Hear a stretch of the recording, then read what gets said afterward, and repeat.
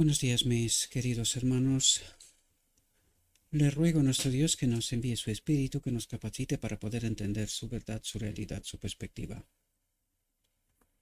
Hoy vamos a estrenar un nuevo tema, una nueva serie, Cristo el Divino Portador del Pecado, que tiene como título o subtítulo Un Divino Portador de los Pecados.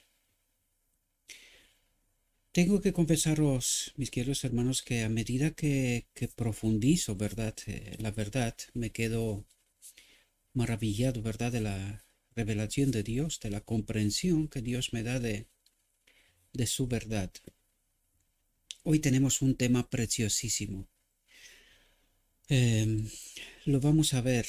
Eh, Hay cuestiones que a medida que me adentro, profundizo, ¿verdad? En la verdad, eh, me quedo maravillado.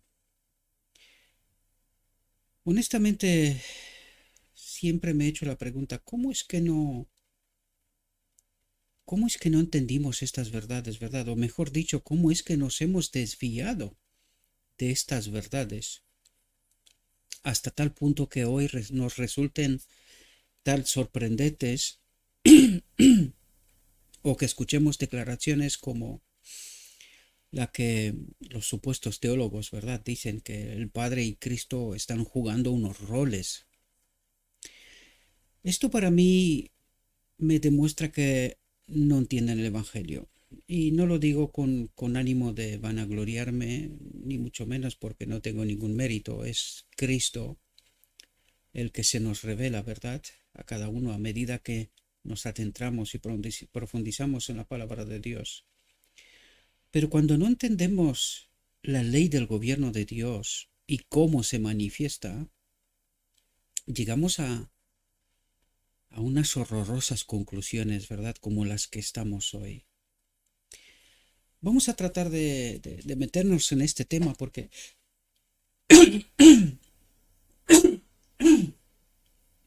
es un tema que no es muy extenso como texto,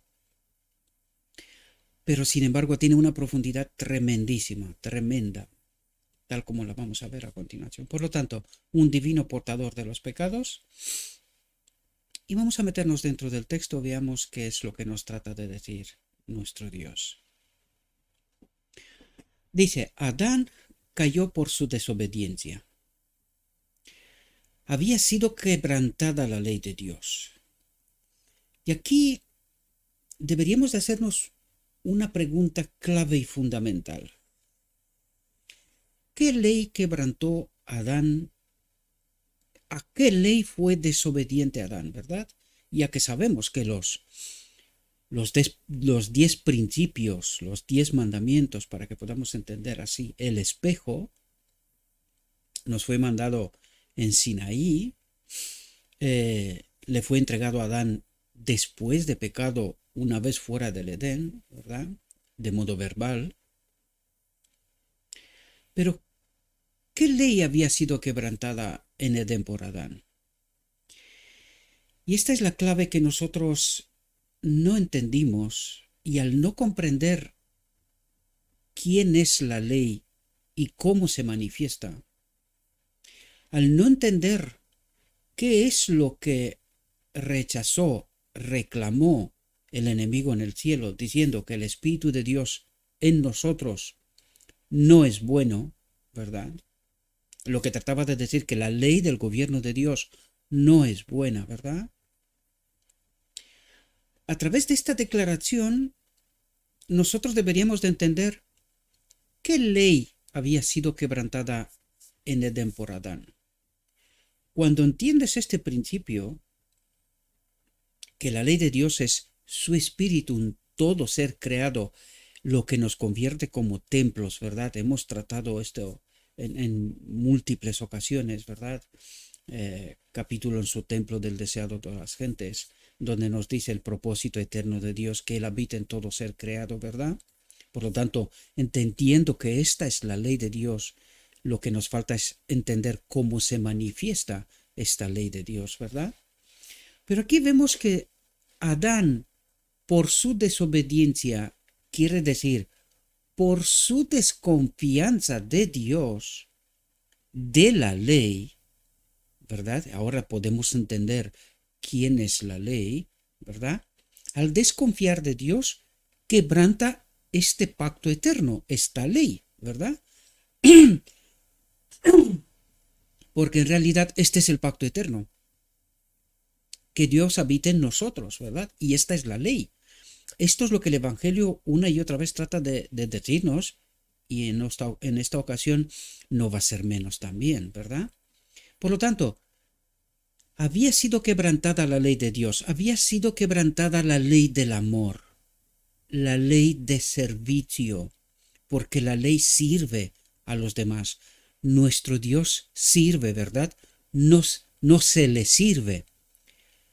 Todo lo que le devolvemos a Dios es en realidad gratitud, adoración por lo que Él es para nosotros, porque ¿quién trabaja para nosotros? ¿Quién trabaja para que todo el entorno creado, ¿verdad? El Edén en el caso de Adán, pero toda la creación de Dios en realidad.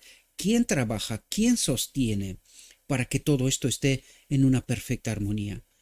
Es Dios. ¿Y quién se aprovecha de toda esta obra? Los seres creados. Por lo tanto, ¿qué es lo que le devolvemos a Dios? El amor. Eso es lo que le devolvemos a través de nuestra adoración, es un reconocimiento de que su ley es buena, que lo que Él ha hecho es bueno en gran manera, ¿verdad? Esta ley ha quebrantado a Adán. Adán, en lugar de ser agradecido por lo que Dios ha hecho por él, ¿verdad? Desconfía de Dios. Cree al enemigo que no había hecho nada para él hasta aquel momento, ¿verdad? Confía en el enemigo y desconfía de Dios. Esta es la ley que quebranta a Adán en Edén, la ley del amor, la ley de gratitud, de servicio, de adorar a Dios por todo lo que Dios ha hecho por nosotros. De esto estamos hablando en el fondo, ¿verdad? Porque fijaos lo que dice, había sido deshonrado el gobierno de Dios. Había sido deshonrado el gobierno de Dios. Con esta acción, ¿qué es lo que trata de decir Adán? Lo mismo que dijo el enemigo en el cielo en realidad, que la ley de Dios no es buena, ¿verdad? Por eso dice, había sido deshonrado el gobierno de Dios. ¿Qué es lo que estaba esperando Dios por parte de Adán? Gratitud, agradecimiento, ¿verdad? ¿Y qué recibe a cambio? Desconfianza.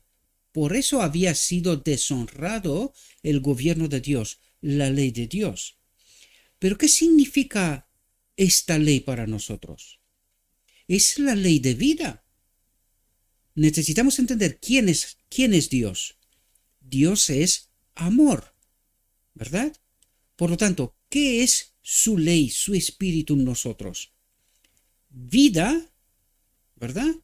Y agradecimiento al mismo tiempo, ¿verdad? Vivir en conformidad con el carácter de Dios. Por lo tanto, cuando dice aquí, había sido deshonrado el gobierno de Dios, esto quiere decir que Adán se separa de la vida. Esto es lo que está ocurriendo en este momento. Adán, al desconfiar de Dios, que es vida para nosotros, su espíritu en nosotros es la fuente de vida, ¿verdad? Ha deshonrado el gobierno de Dios. Había que ser separado, tenía que ser separado de Dios, ¿verdad? De la fuente de vida. Por lo tanto, acto seguido, debería de haber muerto, desaparecido, ¿verdad? Fijaos lo que dice a continuación. Y la justicia, lo correcto, demandaba que se pagara el castigo de la transgresión. ¿Cuál es ese castigo? La muerte. Cuando te separas la fuente de vida, ¿qué tiene que pasar? Morir. Por lo tanto, ¿qué es lo que nos trata de decir aquí?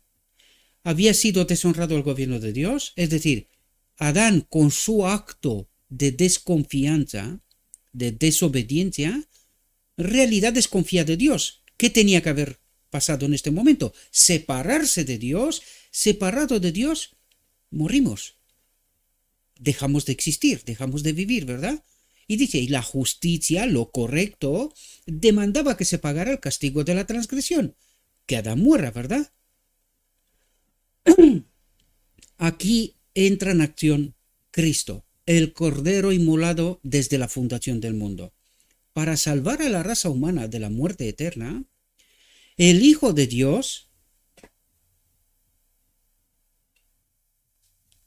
perdonad porque tengo aquí un calefactor, vosotros no lo escucháis porque hay unos filtros aplicados, pero a mí me está zumbando en las orejas, ¿verdad? Y no puedo estar concentrado correctamente. Disculpad por esta interrupción. Aquí entra en acción Cristo, el Cordero inmolado desde la fundación del mundo, es decir, antes de que nada existiera. Para salvar a la raza humana de la muerte eterna, el Hijo de Dios se ofreció como voluntario para llevar el castigo de la desobediencia. ¿Qué era el castigo de la desobediencia? La muerte. Por lo tanto, el Hijo de Dios se ofrece para pagar el precio de la muerte en lugar del hombre, ¿verdad? Esto es lo que trata de hacer. Por lo tanto, y es lo que hace en realidad. Y fijaos lo que dice. Únicamente mediante la humillación del príncipe del cielo podía eliminarse el deshonor, podía satisfacerse la justicia y ser restaurado el hombre a lo que había perdido por la desobediencia. No había otro camino. Por lo tanto, Cristo, uno igual a Dios, se ofrece a rebajarse a la condición del ser humano, que es lo que nos tratará de explicar a continuación. Por lo tanto, este uno igual a Dios dejará de ser uno igual a Dios, se convierte en un uno igual al hombre. De este modo paga el precio de la transgresión, la muerte. En lugar de morir Adán, muere Cristo. Y por lo tanto, Cristo viene en nuestra naturaleza y en esta naturaleza obedece allí donde, es decir, obedece en qué sentido, se somete a la voluntad del Padre, ¿verdad? Continuamente, cosa que no ha hecho Adán, ¿verdad? Adán desobedeció, desconfió del Padre. Cristo viene y se somete constantemente a la voluntad de Dios hasta la muerte, porque eso es lo que nos trata de decir, muerte de cruz, ¿verdad? Por eso vemos en Patriarcas y Profetas el camino ensangrentado. ¿Por qué? Porque este uno igual a Dios, su sacrificio empieza en la encarnación, nacimiento, ¿verdad? Ahí deja de ser uno igual a Dios, se convierte en uno igual al hombre, paga el precio por el pecado, ¿verdad? La muerte en lugar de Adán. Y en esta condición de Adán, porque él nunca se separa del Padre, recuerden, él y el Padre son una, ¿verdad? Hablaremos sobre este asunto enseguida, ¿verdad? Por lo tanto, como la condición de Adán no separado del Padre, él demuestra que esta ley es buena y que puede ser obedecida, es decir, que podemos vivir sometidos a la voluntad del Padre. ¿Y cuál es la voluntad del Padre? Que el hombre viva en perfecta armonía con su carácter. Esta es la voluntad del Padre. Es decir, que no mintamos, que no robamos, que no matemos, que no... Estos son lo que es el carácter de Dios, ¿verdad? Y esta es la armonía. Es decir, que el hombre puede vivir en esta armonía. Puede vivir. Y este es el tema que trataremos de entender con mayor profundidad hoy. Dice, no había otro camino. Uno igual a Dios tenía que pagar este precio, ¿verdad? La muerte de Adán, en lugar de Adán, ¿verdad? Y esto pasó en la encarnación, ¿verdad? Dice, no hubiera sido suficiente que viniera un ángel a esta tierra para recorrer el mismo sendero donde Adán tropezó y cayó. Esto no hubiera quitado una sola mancha de pecado, ni hubiera dado una sola hora de gracia al hombre. Fijaos, aquí nos explica lo que yo me adelanté un poquito, ¿verdad? Pero es necesario porque en cada paso, este tema es el misterio de la piedad, ¿verdad? Y es un tema que nos maravilla una vez que entramos y empezamos a entender de cuál fue el asunto del problema, ¿verdad? Del cielo, ¿verdad? Dice, Cristo, igual a Dios, el brillo de la gloria del Padre y la misma imagen de su sustancia, uno igual a Dios, ¿verdad? Dice, revistió su divinidad con humanidad. Esta frase me ha perseguido toda mi vida. Yo hoy me he dado cuenta con mayor profundidad de este asunto. ¿Quién era su divinidad? Aquí necesitamos entender en toda la profundidad todo este asunto. Recuerden, hay claves que no las considero, o sea, al menos yo no las he considerado en todo su potencial, y por eso cuesta entender, ¿verdad? Y seguramente esto ha pasado con todo el mundo, por eso encontramos tantas y tantas, como digo yo, entendimientos erróneos, ¿verdad? Cristo, desde la eternidad hasta la eternidad, es uno con el Padre. Es decir, en este momento en Cristo se cumple el propósito eterno de Dios, que Él habite en todo ser creado. En este caso, Cristo deja de ser uno igual a Dios y se convierte en uno igual al hombre. ¿Y quién es su divinidad? ¿Quién era la divinidad de Adán? ¿Qué perdió Adán en Edén? La gloria de Dios, la presencia de Dios, de su espíritu en él, ¿verdad? Cuando Adán desconfía de Dios, se separa de Dios, ¿verdad? La gloria de Dios se retira, ¿verdad? Porque Dios es amor, y necesitamos entender muy bien este principio, porque el enemigo lo ha pervertido tanto que hoy no entendemos bien en toda su profundidad lo que significa, ¿verdad? Por lo tanto, ¿quién es la divinidad de Cristo?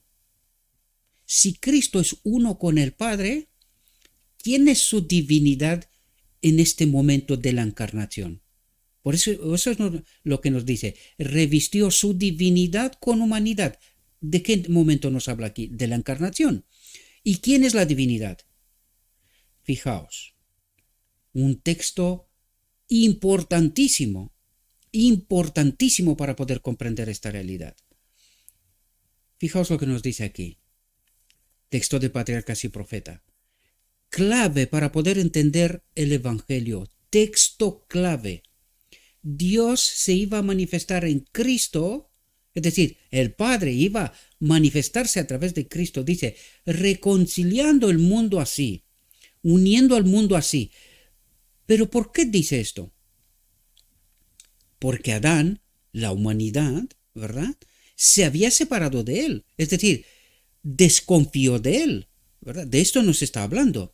Por lo tanto, el Padre, la ley, trata de manifestarse a través de Cristo para convencernos que la única vía viable, buena, es que la ley de vida, la ley, el Espíritu de Dios, en este templo nos garantiza eternidad, conformidad con su carácter, con la ley, ¿verdad?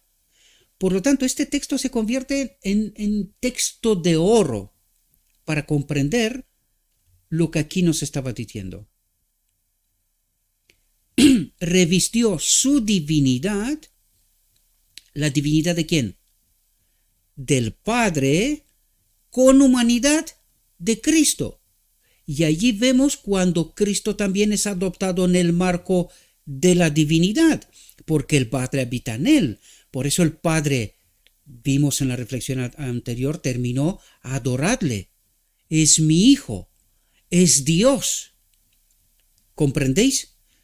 Esto es lo que nos trata de decir aquí cuando dice revistió su divinidad. ¿Quién era su divinidad? El Padre en él, Cristo y el Padre son una, siempre han sido una, ¿verdad? Solo hay un pequeño momento donde en la cruz el Padre se separa de Cristo, la vida se separa de Cristo, la ley, para que podamos entender, ley de vida, ley de amor, porque si no Cristo no puede morir, ¿verdad? Y Dios permite que el hombre y el enemigo lleve a su máxima expresión su maldito deseo, matar al príncipe de vida, ¿verdad? Por lo tanto, este texto hoy lo comprendí en toda su profundidad, a pesar de que hablamos una y otra vez de esto, ¿verdad? Pero siempre me estaba preguntando yo, ¿quién era su divinidad? ¿Cuál era la divinidad de Cristo? Pero cuando entiendes el principio, cuando entiendes también el propósito eterno de Dios, que el Padre habita en todo ser creado y en este momento Cristo se convierte en un ser, en un ser creado, es decir, en el Hijo del Hombre, ¿verdad? Nace y su naturaleza es humana, pues ¿quién habita en él? Cristo se convierte en el santuario de Dios, en donde Dios el Padre habita en él para siempre, ¿verdad? Cristo y el Padre son una. Por eso este plan hecho por el Padre y Cristo desde la fundación del mundo es tan maravilloso a medida que te adentras dentro y empiezas a comprender esta profundidad, te quedas maravillado, ¿verdad? De todos los detalles que Dios ha previsto para que el hombre pueda ser salvo y el precio real que fue pagado, ¿verdad? Por esto. Por lo tanto, aquí entendemos, revistió su divinidad el Padre en Cristo, ¿verdad? Revistió su divinidad con humanidad. Por lo tanto, aquí podemos ver al Padre y a Cristo una. De esto nos está hablando. Esto es lo que el texto anterior nos dijo, ¿verdad? El Dios se iba a manifestar en Cristo reconciliando el mundo consigo mismo, ¿verdad? Y dice, y vino a esta tierra a sufrir y morir por los pecadores.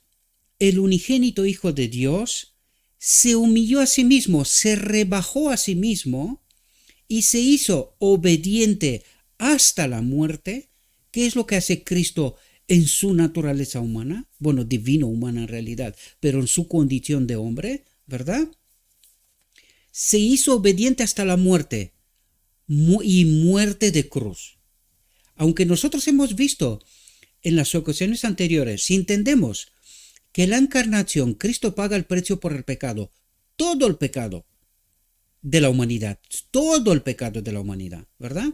A todos aquellos que quieren, que le aceptan, ¿verdad? Como su sacrificio expiatorio, ¿verdad? Y vemos que en el desierto de la tentación vence al enemigo. Ahí podemos entender que la cruz, en principio, no hubiese sido necesaria. Pero ¿por qué tenía que pasar la cruz? ¿Por qué el Cordero de Dios había de morir? Porque el hombre separado de Dios, y esto es lo que toda nuestra historia nos está diciendo esto, no somos capaces de entender la voluntad de Dios. No somos capaces de entender a Dios. Lo que trata de decir que el amor, el espíritu, no habita en nosotros. Y cuando no habita en nosotros, separados de Dios, nada podemos hacer, ¿verdad? Solo mal. Por esto es necesario, por la incomprensión del hombre, de la obra de Cristo, aunque Cristo antes de la cruz dice, Padre, he acabado la obra, he terminado la obra, he glorificado tu nombre, es decir, el hombre en este momento era salvo, ¿verdad? Se había pagado el precio por él, sin embargo todavía estaba bajo el dominio del enemigo, había de ser el vencido también el enemigo en ese sentido para que el hombre pueda salir de su dominio. Y para esto Cristo obedece hasta la muerte, porque el enemigo lo que trata de hacer, una vez verse vencido en el desierto de la tentación, trata de matarlo, porque si no lo mata, Cristo en vida hubiese demostrado qué vino a hacer, a repartir poder, que ahora nos lo dirá enseguida en el texto que ya vimos antes, pero lo volveremos a repasar, ¿verdad? Por lo tanto, aquí vemos, el unigénito Hijo de Dios se humilló a sí mismo y se hizo obediente hasta la muerte y muerte de cruz. Dice, llevando en su cuerpo la maldición del pecado. ¿Qué quiere decir aquí? Llevando en su cuerpo la maldición del pecado. Dejó de ser uno igual a Dios, toma la maldición de Adán, es decir, muere en lugar de Adán y dice, llevando en su cuerpo, ¿por qué? Porque él ya es un ser humano, llevando en su cuerpo la maldición del pecado, colocó la felicidad y la inmortalidad al alcance de todos, al alcance de todos. Ahora nos toca a nosotros comprender lo que Cristo ha hecho. Y desgraciadamente no lo entendimos y seguimos sin entender y cada vez más desgraciadamente profundizamos, y me refiero sobre todo a los maestros de Israel por las declaraciones que hacen, ¿verdad? Y la teología que tiene el remanente, ¿verdad? La iglesia de la Odisea, no comprenden este hecho. Es más, han llegado hasta la estúpida conclusión del que el Padre y Cristo juegan roles aquí. Roles. Entendimos nosotros el precio que se ha pagado por nosotros. Entendimos nosotros cuánto ha hecho Dios, el Padre, para que el hombre pueda ser rescatado, quedándose único en su especie en el universo, perdiendo, entregando a su propio Hijo, uno igual a Él en sustancia, para que yo y todos nosotros seamos rescatados. ¿Y cómo le devolvemos nosotros a Dios toda esta obra, todo este precio, todo este amor? Desconfiando. El Adán sigue desconfiando de Dios, diciendo que Dios y Cristo juegan roles. Seguimos separados de Dios. Esta es la conclusión. Esto es lo que necesitamos comprender, ¿verdad? En toda su dimensión. Fijaos, Dios se iba a manifestar en Cristo. Este es texto añadido, pero es texto de oro, queridos. Es un texto de oro que nos trata de explicar y nos ayuda a entender la verdadera obra de Cristo, ¿verdad? Dios se iba a manifestar en Cristo, reconciliando el mundo así, y esta es su divinidad, ¿verdad? Dice, el hombre se había envilecido tanto por el pecado, el hombre se había separado tanto de Dios por el pecado, que le era imposible por sí mismo, era imposible que se dé cuenta de dónde ha caído, ¿verdad? Ponerse en armonía con aquel cuya naturaleza es bondad y pureza. Es imposible, y la historia de la humanidad nos revela esta verdad. Vino Cristo, pagó el precio por nosotros, y nuestra respuesta fue matarlo, ¿verdad? Inspirados por este otro espíritu y no comprender la obra de Cristo, desgraciadamente hasta hoy, al final del tiempo. Pero después de haber redimido al mundo de la condenación de la ley, ¿cómo redime al mundo? Es decir, paga el precio por el pecado, demuestra que la ley es buena, que puede ser obedecida, ¿verdad? Cristo podría impartir poder divino al esfuerzo humano. ¿Y qué es lo que hace Cristo? Nos pone a nuestra disposición su espíritu, ¿verdad? Para que con la ayuda de su espíritu podamos ser vencedores. Es decir, en este caminar hasta la boda del Cordero, cuando el Espíritu de Dios será en nosotros, ahora es una ayuda, ¿verdad? El Espíritu de Dios es una ayuda. ¿Y por qué es una ayuda? ¿Qué es lo que quiere ver Dios? Y no solo Dios, sino todos los seres celestiales. Es decir, ¿meteríamos nosotros en nuestra casa a un criminal?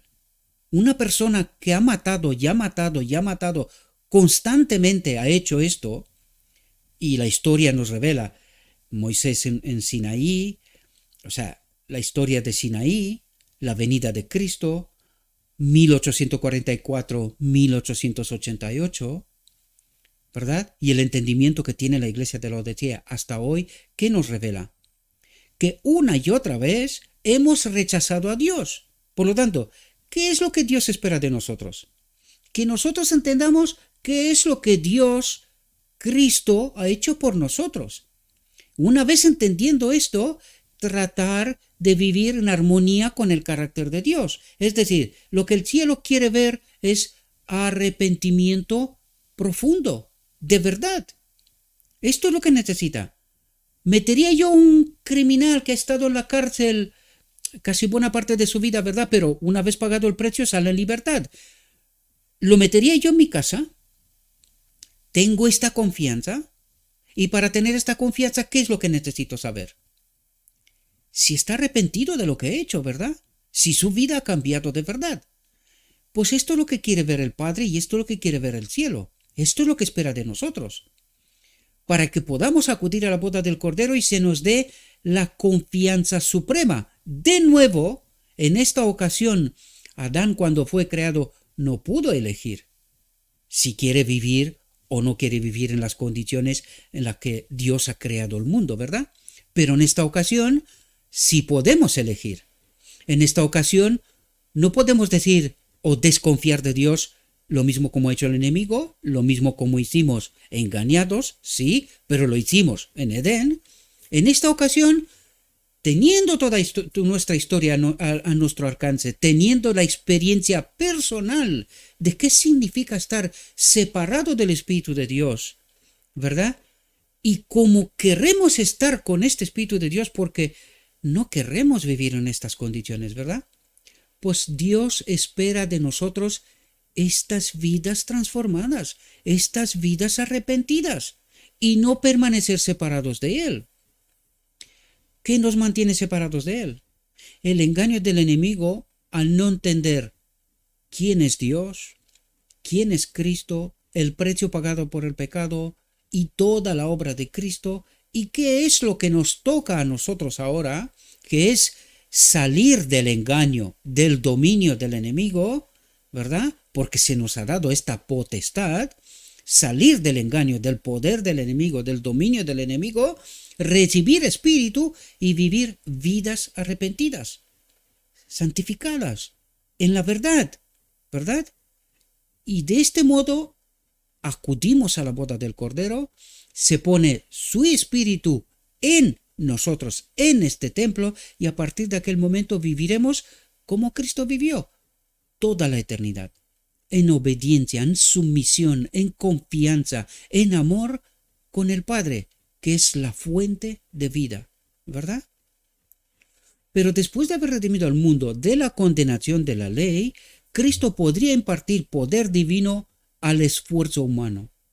Nos ha puesto a nuestra disposición su espíritu, y esto es lo que nos dice Pentecostés, después del fracaso de no entender la obra de Cristo y matarlo, ¿verdad? En Pentecostés nos envía el Espíritu Santo, y ahora la pregunta es, ¿por qué desde el primer siglo y hasta hoy día nosotros no tenemos el Espíritu? ¿Por qué? ¿Qué es lo que ha pasado? El enemigo nos ha vuelto a engañar, a no entender a Dios, a Cristo, y mientras no estemos santificados, es decir, mientras no entendemos la verdad, porque es así como somos santificados a través de la verdad nos confirma la auténtica obra de Dios. Por lo tanto, cuando estemos santificados en la verdad, recibimos plenitud del Espíritu. ¿Por qué no lo tenemos? Ya os lo dije. Demostración máxima, doctrina de la Trinidad. No entendiendo hasta hoy quién es Dios y quién es Cristo y quién es el Espíritu Santo, ¿verdad? Así, mediante el arrepentimiento ante Dios, que es lo que os trataba de explicar antes, ¿verdad?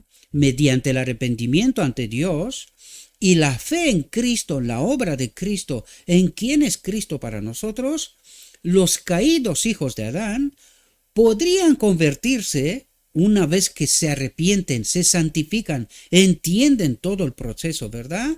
Podrían convertirse nuevamente en hijos de Dios. ¿Cuándo? En la boda del Cordero, ¿verdad?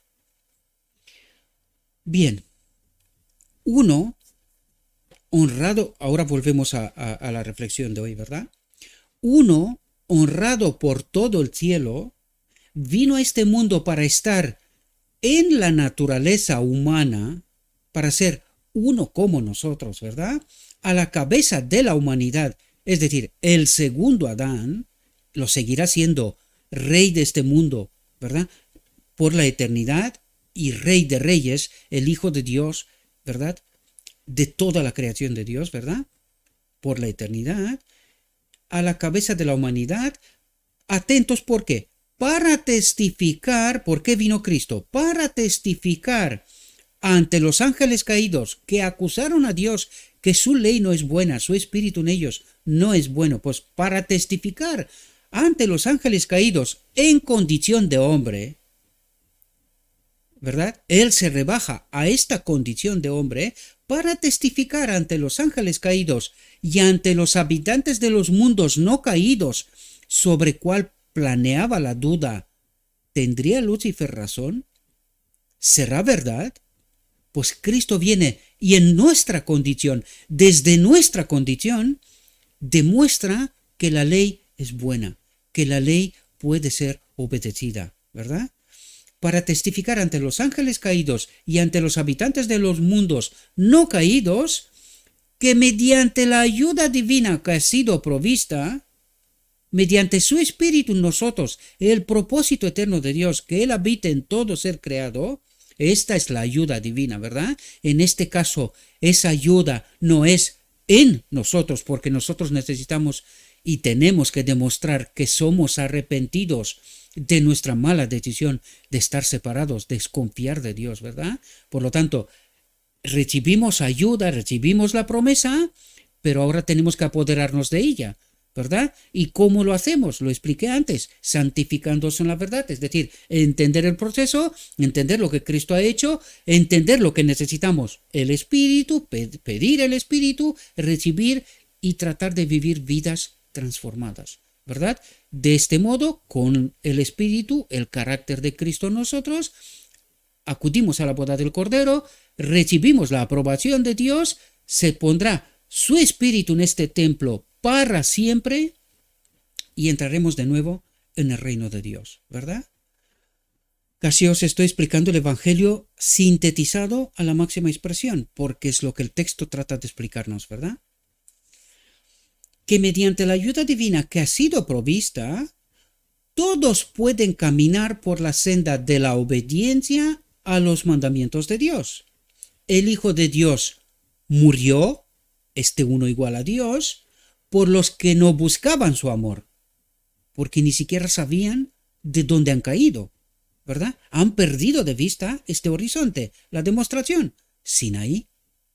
Dios manda su gloria a través del rostro de Moisés y nosotros ni siquiera nos acordamos de dónde hemos caído, ¿verdad? Sufrió por nosotros todo aquello con lo que lo acosó Satanás en el desierto de las tentaciones y todo camino hasta la cruz, donde le arrebata el dominio a Satanás, donde Satanás se delata cuál es su verdadera intención: matar a Cristo, ¿verdad? Deshonrar a Dios. El sacrificio del Salvador por nosotros es maravilloso, casi demasiado maravilloso para que lo comprenda el hombre. Y estaba simbolizado en todos los sacrificios del pasado, en todos los servicios del santuario simbólico, y se demandaba ese sacrificio. Cuando comprendemos que el sufrimiento de Cristo fue necesario a fin de conseguir nuestro bienestar eterno, nuestros corazones son conmovidos y subyugados. Él se dio en fianza a sí mismo para realizar nuestra salvación plena en una forma satisfactoria para las demandas de la justicia de Dios y de acuerdo con la excelsa santidad de su ley. Nadie menos santo que el unigénito del Padre podría haber ofrecido un sacrificio que fuera eficaz para limpiar a todos los que acepten al Salvador como a su expiación. Por lo tanto, el Espíritu Santo está puesto a la disposición de toda la humanidad, pero solamente podrán apoderarse de él todos aquellos que acepten al Salvador. Y cuando dice acepten al Salvador, recuerden, necesitamos ser santificados en toda la verdad, y no es solo una declaración: acepto a Cristo y soy salvo. Esto no es así, por eso estamos desprovistos del Espíritu, porque estamos bajo engaño, ¿verdad? Por lo tanto, necesitamos ser santificados en toda la verdad para que se pueda entender que hemos aceptado a este Cristo, que uno igual a Dios, se ha convertido en uno igual al hombre y que de esta condición obedeció para ser un modelo perfecto para mí. Se me están peleando los gatos afuera. Aún a los más pecadores y degradados, es decir, cualquiera, no importa cómo debajo ha caído, ¿verdad? Puede ser expiado, puede ser aceptado, si acepta a Cristo como su expiación, ¿verdad? Y se hagan obedientes a la ley del cielo, a la ley del amor. Y esta es la clave, queridos. Por eso tenemos el Espíritu Profecía y el Evangelio que nos habla una y otra vez que necesitamos estar unidos en espíritu, unidos en amor, unidos en Dios. Y este amor necesitamos experimentar. Mientras estamos peleando en medio de la iglesia por quién está ocupando posiciones, mientras estamos cerrando ventanas y puertas para que no entre algún otro entendimiento más que algunos tratan de imponer, ¿verdad? Nosotros no podemos decir que experimentamos este amor, porque Dios permitió que Lucifer, a pesar de separarse de Dios, se le dio tiempo y oportunidad, le dio tiempo para que pueda demostrar que un otro mundo es factible tal como él decía. Esto nosotros no lo permitimos. Este no es el amor, queridos. Nosotros no permitimos la auténtica manifestación del amor en medio de nosotros. Porque deberíamos de permitir que todo hombre inspirado por el Espíritu de Dios pueda hablar. Incluso los que no están inspirados. Y ahí puedo dar un ejemplo. Kellogg, después de la teoría del panteísmo, todavía seguía hablando en los congresos de la Asociación General. Después de haber recibido amonestación, y doy este ejemplo como podía dar otros también, ¿verdad? Se han expresado libremente desde la Asociación General, desde el púlpito. Nosotros hoy, inspirados por el enemigo, no permitimos esto. Y la pregunta que deberíamos de hacernos es, ¿por qué? ¿Cuál es el espíritu que nos guía? Que actuamos de este modo. Porque de este modo estamos cerrando puertas y ventanas para que la verdad pueda entrar en medio del pueblo de Dios. Recuerden que en 1888, cuando en la iglesia se formaron dos grupos, bueno, ya se estaban formando, esto quiere decir que la confrontación de todos los pensamientos, de las ideas, tiene que resultar la verdad. Pero nosotros no queremos que esto ocurra. ¿Por qué? Porque nosotros creemos que ya tenemos la verdad. Y entonces, ¿por qué nos resulta tan raros todos estos textos, toda esta enseñanza? Y damos por hecho, y esto es lo que se demuestra una y otra vez, por eso yo os digo que veo el rechazo, en términos generales lo digo, ¿verdad?, de estos mensajes. ¿Por qué? Porque son un disparate frente a la teología de la Iglesia. Y la pregunta es, ¿cuál es la verdad que la Iglesia cree tener? Y en realidad está desprovista de la verdad y del Espíritu. Esto necesitaríamos entender, pero desgraciadamente, bajo el engaño de este espíritu maligno, rechazamos la verdad, la auténtica verdad, y creemos tenerla. Y esta es la misma experiencia de los judíos, de la cual no aprendimos casi nada. Desgraciadamente, ¿verdad? Y se hagan obedientes a la ley del cielo, a la ley del amor, ¿verdad? Nada menos que eso podía haber restaurado al hombre al favor de Dios. Nada menos que eso podía haber restaurado al hombre al favor de Dios. Por lo tanto, cuando no aceptamos a Cristo y cuando no somos obedientes a la ley del amor, a la ley del cielo, ley de servicio y no de imposición, de superioridad, ¿verdad? Nada menos que eso podía haber restaurado al hombre al favor de Dios. Si no entramos en el reino de Dios, es porque no conocimos al verdadero Cristo. No lo experimentamos, ¿verdad? Esta es la profunda realidad, ¿verdad? ¿Qué derecho tenía Cristo para sacar a los cautivos de las manos del enemigo? El derecho de haber efectuado un sacrificio que satisface los principios de justicia. En la encarnación, uno igual a Dios se convierte en uno igual al hombre. En la cruz, Adán obedece hasta la muerte. En esta ocasión, no desconfía de Dios, sino que confía en Dios hasta la muerte. Esto es lo que hace el segundo Adán, ¿verdad? Por los cuales se gobierna el reino de los cielos, satisface los principios de justicia. ¿Qué principios de justicia? La ley del amor. ¿Y qué hace el amor? Se somete. ¿Hasta dónde? Hasta la muerte. Por lo tanto, ¿qué es lo que hace Cristo en la cruz? Se somete a la ley del amor. Sirve al hombre hasta la cruz, hasta la muerte, ¿verdad? Por los cuales se gobierna el reino de los cielos, porque es una ley de servicio y no una ley de que se me sirva, ¿verdad? Del egoísmo. vino a esta tierra como el redentor de la raza perdida para vencer al artero enemigo y mediante su firme lealtad a lo correcto, a Dios, al amor, para salvar a todos los que lo acepten como a su Salvador, en la cruz del Calvario pagó el precio de la redención de la raza humana. Murió, se sometió, el segundo Adán, se sometió a la voluntad de Dios hasta la muerte, ¿verdad? Y así ganó el derecho de arrebatar a los cautivos de las garras del gran engañador, quien mediante una mentira fraguada contra el gobierno de Dios ocasionó la caída del hombre y así perdió todo derecho a ser llamado súbdito leal del glorioso y eterno evangelio de Dios. Por lo tanto, aquí nos dice claramente qué pasó en la cruz. En la cruz del Calvario pagó el precio de la redención de la raza humana y así ganó el derecho de arrebatar a los cautivos de las garras del gran engañador. Le quita el dominio al enemigo. Esto es lo que hace, porque en la cruz no paga el precio por el pecado por el hombre, ¿verdad? ¿Paga el precio por la separación del hombre? Sí, en el sentido de que el hombre no entiende su obra.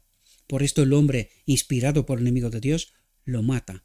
Pero esta es la victoria de nuevo sobre el enemigo, de donde gana el derecho de arrebatar a los cautivos de las garras del gran engañador, porque el precio por el pecado se pagó en la encarnación, ¿verdad? Por eso este tema es tremendamente maravilloso. Nuestro rescate ha sido pagado por nuestro Salvador. Nadie está forzado a ser esclavizado por Satanás. Dice, nadie está forzado a ser esclavizado por Satanás. Por lo tanto, ¿qué es lo que quiere decir? Que si estamos bajo engaño es porque así queremos. Nadie está forzado a ser esclavizado por Satanás, sino porque nos gusta su planteamiento, su mundo, ¿verdad? Cristo está ante nosotros como nuestro todopoderoso ayudador. Todopoderoso ayudador. ¿Quién es Cristo? Su Espíritu, ¿verdad? Cristo está ante nosotros cuando hoy como nuestro todopoderoso ayudador. ¿Cómo? A través de su Espíritu, ¿verdad? Debía ser en todo semejante a sus hermanos para venir a ser misericordioso y fiel sumo sacerdote en lo que a Dios se refiere, para expiar los pecados del pueblo, pues en cuanto él mismo padeció siendo tentado, es poderoso para socorrer a los que son tentados. La cuestión clave aquí es, ¿entendimos su obra? ¿Entendimos lo que vino a hacer? ¿Estamos dispuestos a someternos bajo su espíritu, a ese ayudador? Si así es, seremos vencedores. Él lo ha prometido. Pero si no es así, entonces, desgraciadamente, pereceremos, ¿verdad? Dice, a lo suyo vino y los suyos no le recibieron, a pesar de creer tener la verdad, saber la verdad, experimentar la verdad. Los suyos no lo recibieron, y esta es la desgracia de toda nuestra historia. Nunca recibimos a Cristo porque no lo entendimos. Solo creímos saber, pero no sabíamos, no lo conocimos, ¿verdad? Mas a todos los que le recibieron, a los que creen en su nombre, les dio potestad de ser hechos hijos de Dios. Y aquel Verbo fue hecho carne y habitó entre nosotros, lleno de gracia y de verdad, lleno de espíritu, lleno de la gloria de Dios, ¿verdad? Y de su plenitud, de esta gloria de Él, tomamos todos a través del Espíritu, ¿verdad? Y gracia sobre gracia, espíritu sobre espíritu, victoria sobre victoria. Eso es lo que nos trata de decir. Pero desgraciadamente nosotros no aceptamos que Cristo es un ser humano en el cual habita el Padre, habita Dios, ¿verdad? Sino nosotros creemos que es un Dios. Por eso no creemos que para nosotros eso es posible. Y por eso creemos que pecamos hasta que Cristo viene. Esto demuestra que no entendimos el Evangelio y seguimos sin entenderlo, teniendo como doctrina de cabecera la doctrina de la Trinidad, demostrando claramente la apostasía de nuestro pueblo, ¿verdad? El gran engaño en el cual estamos sumidos, ¿verdad? Los que son adoptados en la familia de Dios son transformados por el Espíritu de Dios. Los que son adoptados en la familia de Dios son transformados por el Espíritu de Dios y no pecan hasta que Cristo viene. De ninguna manera, ¿verdad? La complacencia propia y el amor supremo por el yo, mientras estamos peleando para estar por encima de los demás, el amor supremo al yo, este es un otro espíritu. No es el de Cristo. Cristo se somete y obedece al Padre, ¿verdad? Son la complacencia propia y el amor supremo por el yo son cambiados por la abnegación y el supremo amor a Dios. Abnegación y el supremo amor a Dios. Nadie hereda la santidad por nacimiento, ni por método alguno que pueda idear. Llega a ser leal a Dios. Dijo Cristo: separados de mí nada podéis hacer. Sin su espíritu estamos muertos. La justicia humana, ¿verdad? La justicia humana, la verdad que cree saber, es como trapo de inmundicia. Pero todas las cosas son posibles con Dios. En la fortaleza del Redentor, en el Espíritu de Cristo, el hombre débil y propenso al error, por eso tenemos sangre todavía en el día de la expiación, ¿verdad? En el lugar santísimo todavía tenemos sangre, porque estamos propensos al error, no al pecado, es decir, una elección consciente de separarnos de Dios, ¿verdad? Sino al error. El error no es algo premeditado, ¿verdad?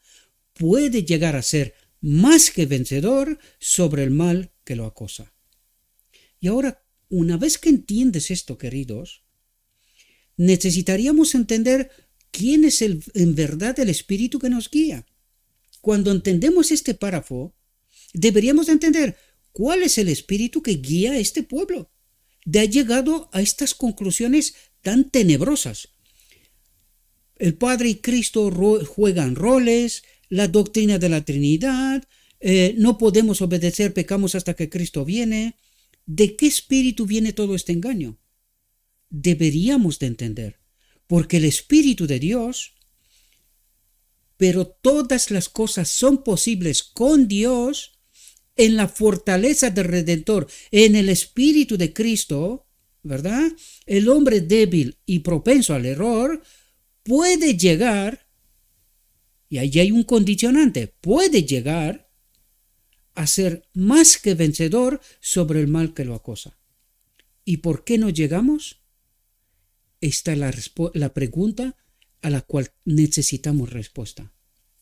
Y la respuesta es: santifíquese en la verdad, en toda la verdad. Entiendan la verdad. Dejan de creer saber la verdad. Y entiendan que separados de Dios, estamos bajo el dominio del enemigo, engañados. Nuestra historia nos revela una y otra vez esta realidad, que no nos gusta, mal nos vale entender y aceptar que esta es la realidad y salir, apoderarnos del poder que ha sido puesto a nuestra disposición, santificándonos en esta verdad. En lo escrito está, porque no viene de hombre, viene de Dios. Espero, mis queridos hermanos, que esta reflexión os pueda ayudar. Es un tema tan fundamental, pero que tan fundamental comprenderlo, porque hará la diferencia entre salvo y no salvos. No podemos permanecer en el error, queridos. No podemos permanecer bajo el engaño. Necesitamos salir del dominio del enemigo, porque nos ha engañado. Por eso Dios nos dice que terminará la obra con un remanente pequeño. Y por eso es la obra de este ministerio, tratando de que este remanente pequeño no sea tan pequeño. Sea cuantos más, mejor, para la gloria y honra de Dios, no de nadie. necesitamos entender cómo se manifiesta la ley y a través de quién. Y ahí dejamos de creer tonterías y entenderemos cómo se manifiesta Dios, ¿verdad? Nos ha enviado el modelo y necesitamos entender cómo se manifiesta Dios. Nos ha sido puesto poder a nuestra disposición. ¿Para qué? Pues necesitamos comprender estas realidades y dejar de bailar en el engaño, en el error. Os ruego, mis queridos hermanos, que os acerquéis a lo escrito está. Traten de entender. Esta es mi reflexión. Esto es lo que yo trato de ayudaros, ¿verdad? Pero no tomad esto por que lo ha dicho Gabriel. No. Tenéis que ir a lo escrito está. Traten de entender lo que Dios trata de transmitir. Yo solo soy un indicador en la autovía.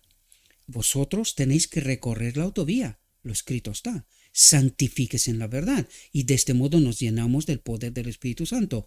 Y así podemos acudir a la boda del Cordero con un carácter transformado. Es decir, saliendo del engaño. Con la verdad 100% purificada en nuestra mente. Esto es lo que trata de decir. De otro modo, Dios no va a aceptar ni una pizca de engaño, de no santidad en nuestro carácter. No seremos aceptados en el reino de Dios. De hecho, ni llegaremos. Mientras estamos en el engaño, no podemos salir. Por nosotros mismos ya lo vimos, no podemos salir. Por lo tanto, necesitamos ser santificados en la verdad. Esta es una lección que me pertenece a mí, ¿verdad? Y tengo que recorrer este camino. Y este es mi deseo para cada uno de vosotros, mis queridos hermanos. Salgan del engaño. Dejen de estar en su posición cómoda, creyendo saber. Traten de entender. Y no hay otra forma de ir por otros derroteros.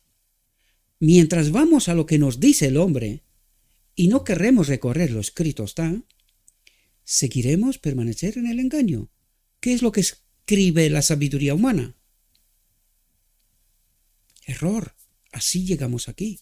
Lo dijo la sierva. Nueva institución. Libros con otro entendimiento, otra filosofía. Por lo tanto, ¿qué estamos buscando en los libros? ¿Engaño? ¿Sabiduría humana?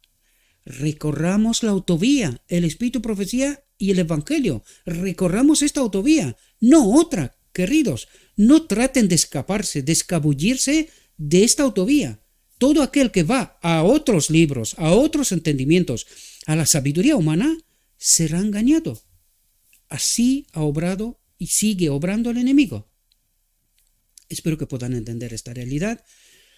Le ruego a nuestro Dios que nos envíe su Espíritu, que nos capacite, que nos ayude a entender su verdad, su realidad, su perspectiva y que podamos tomar la mejor decisión.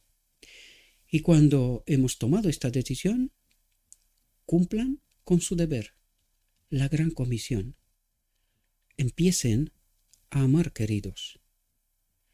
Yo sigo siendo sorprendido que poco se comparten estos mensajes. Sigo siendo comprendido y me pregunto, ¿dónde está el Espíritu de Cristo? Porque ni se le ve ni se le espera. Tan poquitos. Somos tan poquitos. Os deseo, mis queridos hermanos, que tengáis un próspero día y en todo lo que os he dicho, os lo he dicho en nombre de Cristo Jesús. Amén.